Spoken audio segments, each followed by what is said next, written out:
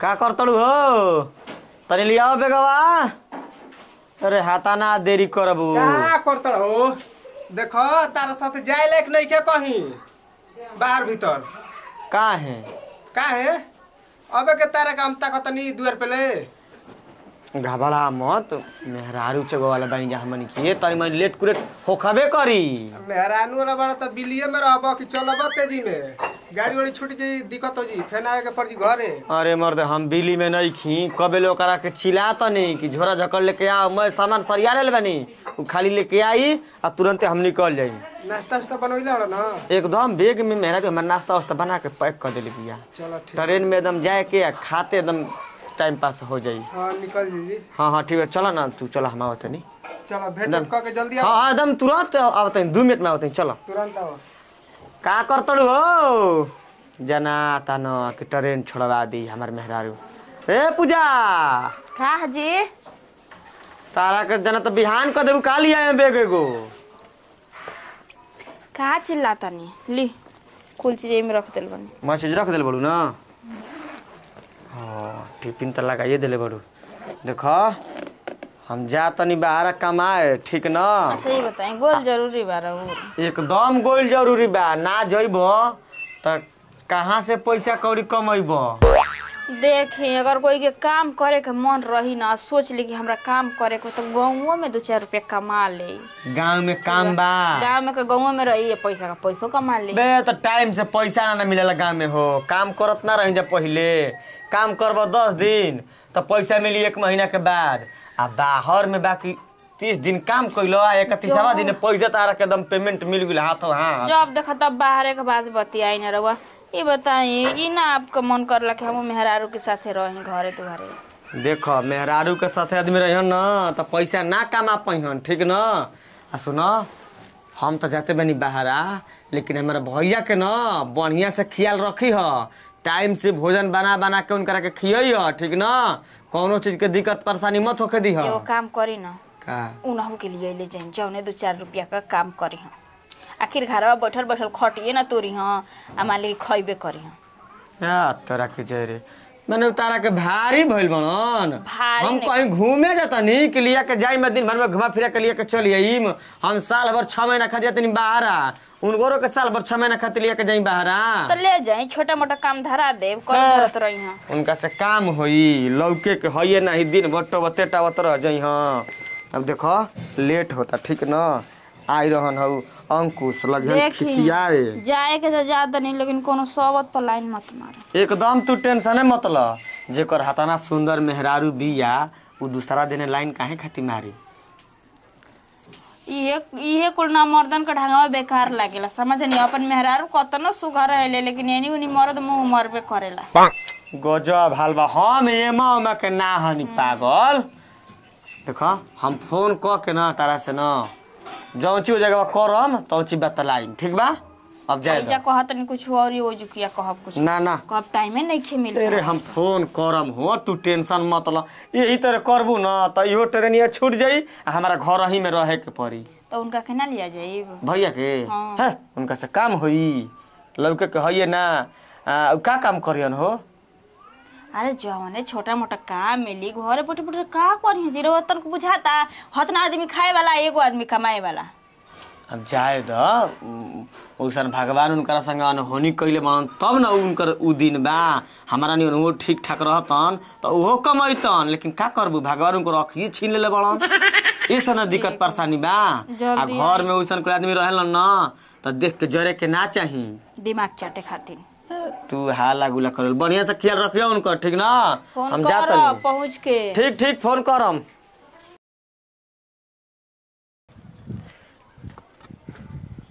के बहो आँख में तो बड़ा न पोस्ट बा दीवाल का हैं खोर पतवार लेखा खड़खड़ा आता गलिया ये है का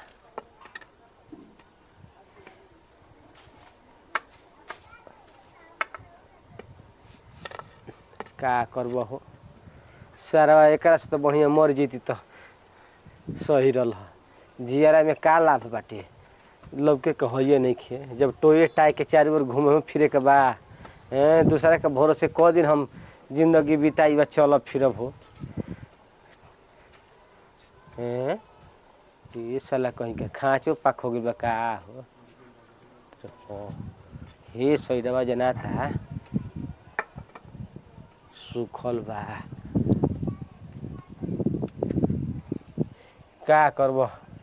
कबे ले गली में चलते अभी तक ले सारा कोनो अइले ना गइल से बुझाता हमर गांव वाला सब मर गइल बस का ठीके कहल जाला जब समय वैसे होखेला ना तो केहू ना भेटाला आ जब काम ना रही तो सारा मार अंधेरिए के भेटात रहे सर समाचार करत रहे हिताबा आ ये समय कोनो होइए नहीं खसन का हो बेरा के करिया हो तोड़ा अनेरिया के हो हम नकुल। अरे नकुल हाँ का हाल चल बा हो ठीक है बा अपने बताओ एने कहाँ चल दला अरे आनर भेबर के का सर समाचार ले बा हमरा खातिर दिनो बराबर बा रातो बराबर बा ऊंचो ठीक है बा खालो ठीक बा जब लोग के कहिए नहीं खे त हमर का हाल चल पूछले बड़ा बबुआ तो धइल है ना बड़ा का धइले बनी अरे डांटा बा टोवेटावे खातिर का करबो ये त हमर सहारा बा ई ना रहित न त बुझल कि हम कतहु ना पहुंच पैती आ कहाँ जात ये ने एने घरे जतनी ई तहार गली ह के कर हो ई घुरघसन के ह घसर के गली में जातनी मधे का करबो लौकी तो हम हर हर बहकती कि सही जगह पर रहती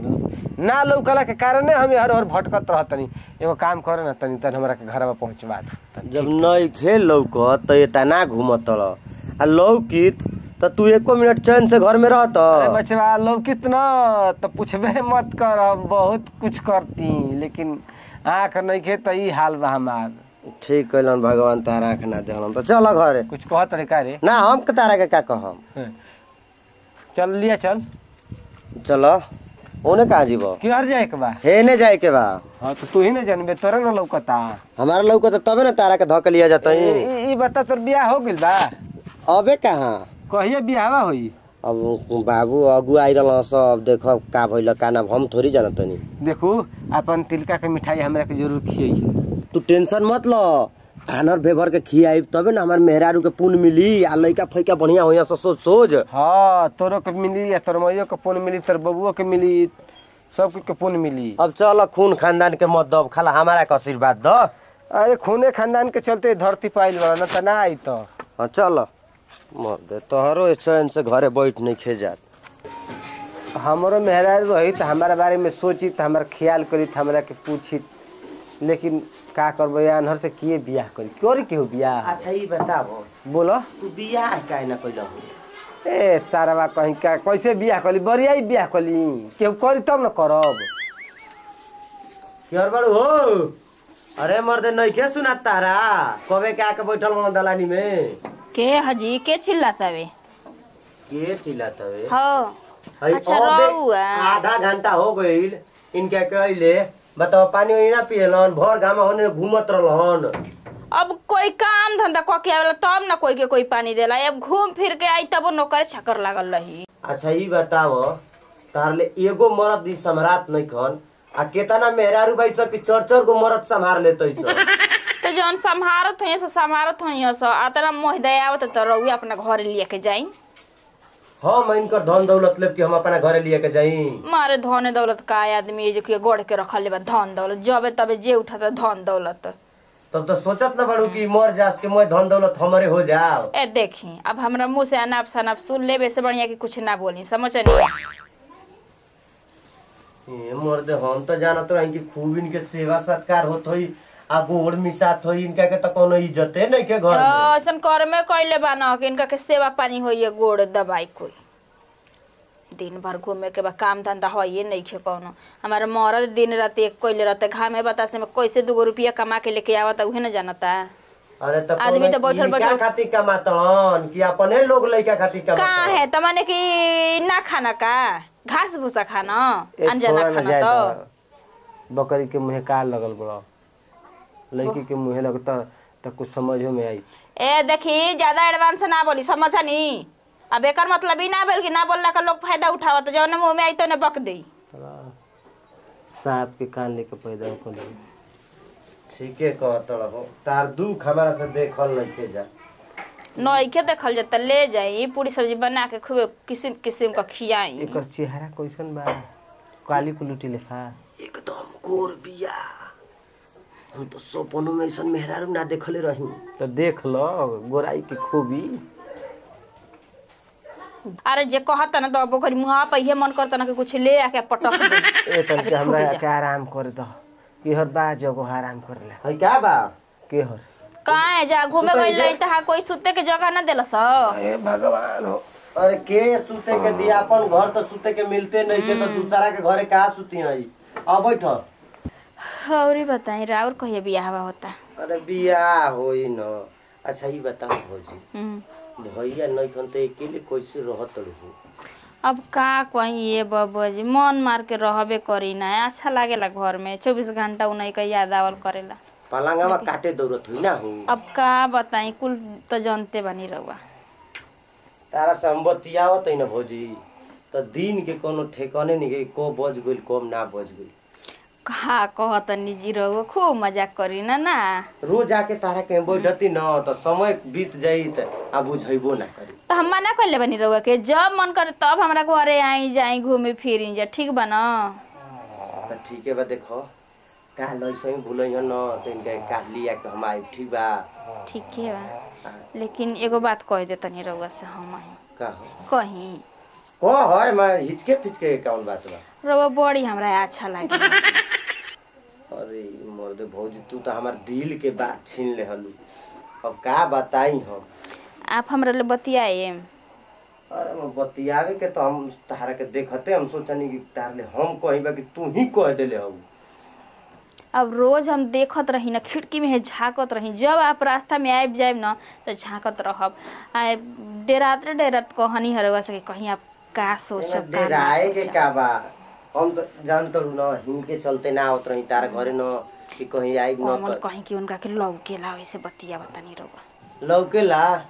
कान इनकर सांप के ह सुनत रहलन कि के का कहता।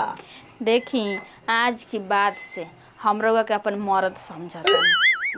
ठीक बा ना। मर्दे त नहीं ई तू का कहत हो भौजी मरद तार बटले वहां फिर एगो मरद रखबू। देखी प्यार खोल बनी तो डेराइब थोड़ी ना ठीक बा। अगर ठीक होके मंजूर होके तो हाँ बोल दी नहीं तो गलती सही माफ करो। अरे ना मर्दे भौजी अब आगे खाना आ गइल बा केकरा ना निक लागी तू ही बताओ। तो रोज रोज हमारा घरे आइब ना रहुआ। तू कहबू तो रात भर दिन भर तोहरे घरे रह हमार कौन काम धंधा बा। ठीक बाटे लेकिन एगो बात और बता देता नहीं हम का हमरा से बतियावे लगनी और कौन कोई पर लाइन मार दी हन या हमके पता चल गई कि कोई से बतियावत नहीं रहो तो देख ले। बे मर्दे भौजी तहारा के छोड़ के कोई को हम तो कबे ना करब। आज रास्ता पर चलम तो मुड़ी गाड़ के हम जान जाइम न कि आज से सब कुछ तू ही बड़ू हमार। हम मेहरारू जितना गांव में घूमत तड़ी स चाहे आपके सामने आओ तड़ी स माई या बहिन ठीक। अब ऐसन क्रिया मत धराव कि हम सबके माई या बहन हम रोड पर कहत चली। ऐसा न कोई से प्यार करना कोई तब कहेला। और ना तो का अच्छा ठीक है बा चलो इहो मंजूरे बा। ठीक बा कल आए ठीक बा जल्दी आए कल हम इंतजार करब 10 बजे ले। सुन लेना ना हम। अरे तो नाक बजाओ तो ना सोतल बना ठीक बा जाई नहीं तो कोई आदि तो सब करे लगे। ठीक है भौजी हम जाते फिर कल आइब न ई टाइम के। आ फोन करब राती खा कुछ बनैले रहिया खाए होए के। ठीक बा। बाप रे बाप जितना हमरा मन में चलत रहे ना आज हम बोल दिहनी हाँ तो का करी। जब देखा तब पैसा के पीछे हमार मर्द बाहर भागल रहत हवे तो सब कुछ पैसे रुपया होला हो। आ बियाह शादी क के आइल बानी तू बाहर भागल रहब तो का करब दूसरे के ना रखब। लेकिन मन के बात अब कह देनी है ना तो बड़ी हमरा करेजा के एबरा ठंडक मिलल है आ उहो मानिए गई न हम जाता नहीं कुल काम धंधा कर लिए मुँह झौसा के तो मन करता कि जहर में और खिया के मुँह आ दी। हमार भैयो गोइल बाहरा कमाए न तो अब तक ले अइबे ना कल सारा जना तक बहरे में सट गइल बाटे। आ ई बिया तो बिना मन के खाना पानी देतिया गल के हम ठई हो गई सारा। भौजी ए भौजी कौन हरे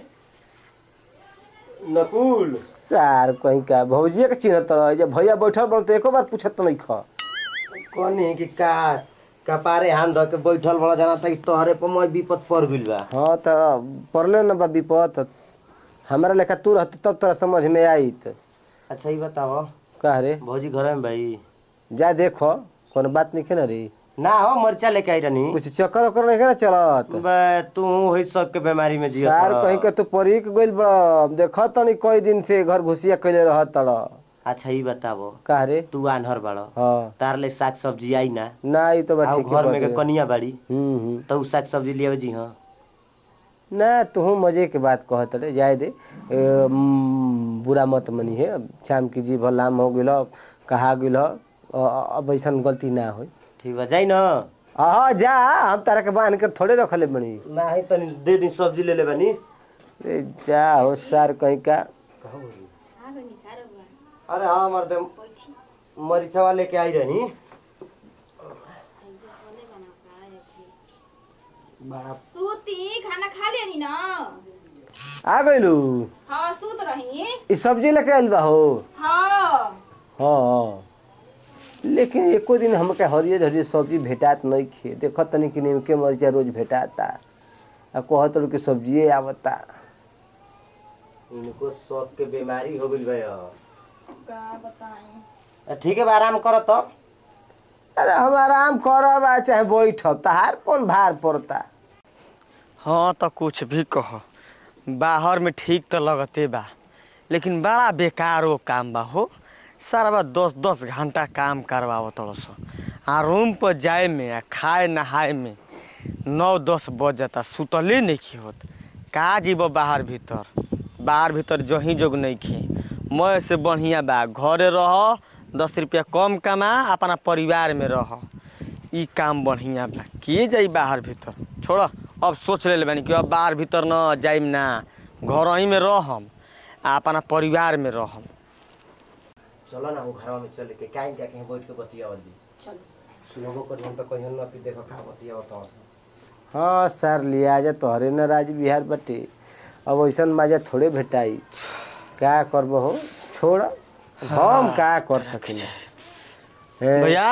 का अरे गोल लागत नहीं खुश रह आ गेले कारी हाँ आ गई नहीं ये मर्द कहीं का हमरा तो लागत रह कि तू ना पत्ता हो गेल बड़े दुनिया छोड़ देले बड़ा बे हम ना पता होखे वाला हनी बड़ा भार बा काम में हो सब काम में भार बा देखत रह बैठ के घरो गोरला में भारे बा तोर मेहरारू के नियत खराब हाँ ई का कहत हो ससुरा कहीं के रोज हो न कुलवा आवता घरे हमारा लौकत होइए नहीं कि कह दे लेके सब्जी लेके आओ तनी प्याज लेके आओ तनी पलकी लेके आओ तो हम का कर सकी ना बताओ ई मर्द भैया तो तू ओकरा के बोलेला चलेला ना हो अरे हम बोलिए कि का करब माने हम बाहरा कमाए का चल गईनी हमार मेहरारू लागल गुलछारा उड़ावे अबे तो कोई घर में लिया के अभी कुल हो हाँ रुक जा तनी आ देखो तनी का करत हस हाला गुला होई तो पीछे से आई हो हाँ ठीक है बा कैसे कि एक आदमी का मार दे बना तो बैठ जी हो जिगवे ठीक बा हमारी हो जब मर ही के रही तो एकरा में दिन ना दशा भैया देखे के पड़ी तो का एकरा में मिठाई बा हेमा हाँ मौगी से चुपे न तारा खाती ले ले हनी बढ़िया कइले है तो जान जी तो के ना न दिही हाँ ये बात तो ठीक है कहत रे आ तू खाती ले हम तनी तनी हनी के देख ली का करतलस जो जो जो जो भगा के लिया के चल ये मर्द हम अपनी मरद के संगे ना रहब हम रउए साथे रहब आ रउए ले बियाह करब आ लिया के भगला सार तक केवाड़ी बन के कैल बनी भैया तू गोड़ लगाते खुश रह भागे के कोशिश कैल त मारम दौड़ा दौड़े है घरे में बता देतनी ना तो इबो ना कोई नहीं हम ना हई हमर भूत आइल बा आ काहे के मरबो हां बियाह करबो अरे ना मर्दे हम आई रही मरचा लेके मरचा लेके आई रहा हाँ उहे मरचा तारा गरिया में डाल देम ना लागी भभाए सुनी तो बियाह के बात होत रहल ना तो कहनी के मेरी चाचा के लड़की करा दे बियाह ठीक बा ना देख हमारा कहा उल्टा पुल्टा मत बतियाओ घुमाओ फिरा मत साफ साफ बताओ का चक्कर बा एकरा से अरे मर्दे कुछ चक्कर नहीं का सही बताबो ई तो घर में के कनिया बाड़ी तार भैया आनरे बड़ा तो के साग सब्जी लिया के दी ना तू रहला त देते ना हो खबर। हाँ रोज साग सब्जी हम लिया के अरे देते रही। मैं सुख सुविधा पा गइल कि सार बिना बियाह के बियाह वाला मरम जान गेल तू। ना ना ऐसा कोनो बात नहीं कमर तो भैया ये झूठिया सब करतन हम देखो वैसा नियत के ना है हम। अरे तोरा लाजो ना लागल है रे कुत्ती हाँ का करतड़ी ठीक बा भैया, हम मर्द जाते के हैं पीठ तो। पीछे छुराप खोपतड़ी। ए भौजी हम जाते हो कुछ काम हो तो बोलो हो। ए भौ कहाँ जातड़ बैठ है जा एकरा से बियाह क के एकरा के लिया के जा हम एकरा के ना रखम खिलाड़ बियाई। भैया तो हम का के तार मेहरा होई तो तू ना के कलस अरे सुन के कलस रे हां सुनी तो बतिया हमार तो बतिया हम ना सुनी का कहत रही बियाह कर बिया कर ले बैग रउआ ले हमर कौना के फोन आवता रे घर ले फोन आवता। हां घर ले फोन आवता हां कह देना कि बियाह करतनी कह सर बाबू कह बियाह करतनी कह भैया हेलो तार भाई ना ऐसे बियाह करता बियाह कराओ तनी कर सुनब चुप रह मर तो तेरा ई हितावा ना एकदम हरामी हो गइल बा। फोनवा काटा मर फोनवा काटा ना बियाह करे में आवो जल्दी ठीक बा। मर दे देखी गलत करत नहीं रहुआ गलत हम नहीं करत रानी हम सही काम करतनी चल स तहनी के ना हम ना रखम तहनी के दोनों गोरा बियाह कलस काहे ना रहबू हम कुछ कहला ही नहीं कि तब बियाह काहे करब। हम ना रहनी त बड़ा मजा आवत रहल आ गइनी त साजा होखे लागल तारा के हमर दूसर बियाह होई चाहे ना होई देखा जाए तो हमके देख सर्व तर तनको लाज लागत रे हां गलती सही माफ कर कुछु ना हम अपना करम जो एकरे संग जौन मन करी तौन करिया रही है। रघुआ पति परमेश्वर है मार के छोड़ के कहाँ जा सकी ना बोली तो हम ना रखम भैया इनके के देखो हम कुछ कहले नहीं खी देखो तक ना रखे के पड़ी तारा। ए भौजी हम जाते हैं अरे हम रखते हैं इनके के देख ले आलू ना तोर ना यादत ठीक नहीं खे तो का करी रघुआ तो छोड़ छोड़ बाहर भाग के तो बताई तो हमारे जगह पर वो रहती तो का करती तो दूसर भतार रख लेबी गलती हो गई ओकरा ल बने ना और भैया रहल काहे ना ओकरा के रख ले लीही हाटा काठा गबरू जवान पहलवान रहल ओकरा के रख लेला। ढेर बोला तनी चाहे जन भइल भइल ओकरी खातिर माफी अब जाके गांव में हाला करी त के कर इज्जत जाई हमने के नहीं इज्जत जाई नहीं गांव में हाला ना करी ना हाला ना करी उ त साबा सीधी वही बती जाई तार ताती मोर मरलू के मैं नाक कटवा के रख देलू बाहर ना जाए तोर छुअल पानी पिए जोग नहीं खे तोर छुअल खाना खाए जोग नहीं देखिए खे ये खाली भगवान माफ करे ना तो ये खाली रघुआ माफ कर दी हमरा तोर मुड़िया काट दिए जुड़ जाइए कहीं में फिर हैं आज के बाद ना भाई भाई अलगा होकेला सा ना मर्द मेरे अलगा रही सा तू अलगा सुती हम अलगा सुतम तू अलगा खइए हम अलगा खाइम ठीक बा हम तोरा संगे ना खाइम एक में जो